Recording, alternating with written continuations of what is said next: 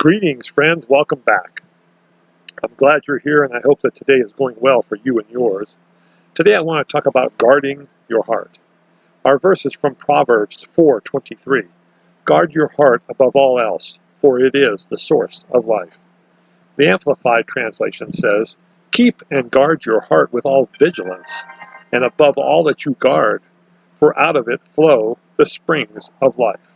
In other words, we are being instructed to guard our hearts first and foremost above everything else we guard. In the context of Proverbs 4, Solomon is imparting the wisdom he has gained to his son. He is passing down his wisdom that he learned from experience. He instructs his son to keep this wisdom in his heart. In verses 20 and 21, he says, "My son, pay attention to my words. Listen closely to my sayings. Don't lose sight of them. Keep them within your heart."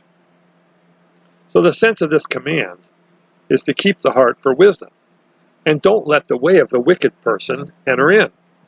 From the perspective of the new covenant, which promises us a new heart, this implies a heart worth keeping, a new heart, one worth guarding. The heart is not necessarily the organ we think of. It is our inmost being, and it is a reservoir.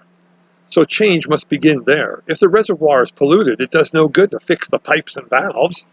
As Jesus said in Matthew 23:27, "Woe to you, scribes and Pharisees, hypocrites! You are like whitewashed tombs, which appear beautiful on the outside, but inside are full of the bones of the dead and every kind of impurity."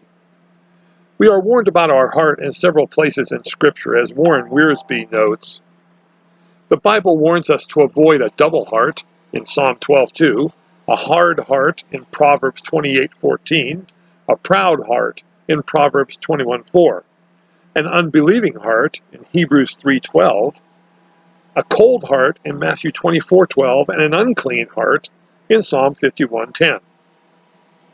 Then we are told to guard our hearts above all else, or with all vigilance. This implies that the guard duty will not be easy.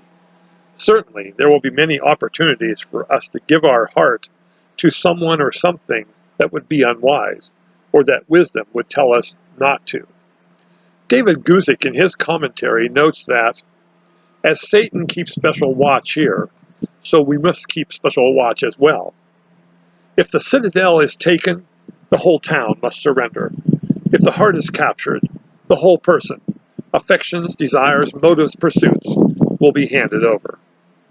Then we have the reason we should set a guard on our hearts, for it is the source of life. Now certainly the physical heart is the source of physical life, and so it is with the spiritual heart and the spiritual life. A heart full of life will spill forth life, to the person whose heart it is, but also to others as well. As Jesus said in Luke 6:45, a good person produces good out of the good stored up in his heart. An evil person produces evil out of the evil stored up in his heart, for his mouth speaks from the overflow of the heart.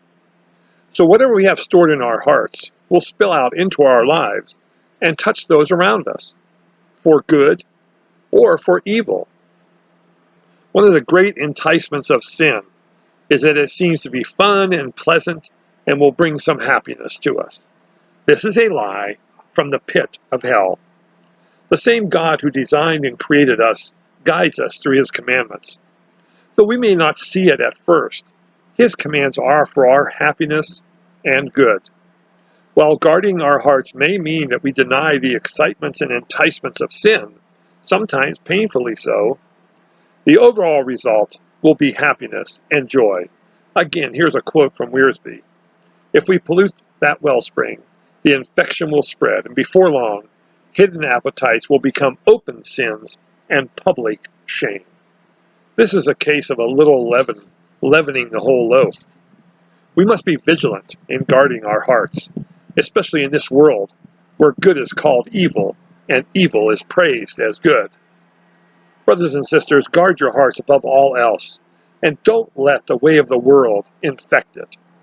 Until next time, may God enable you to keep and guard your hearts from the pollution of this world so you can produce life abundantly in yourself and in others. Goodbye, and thanks for watching.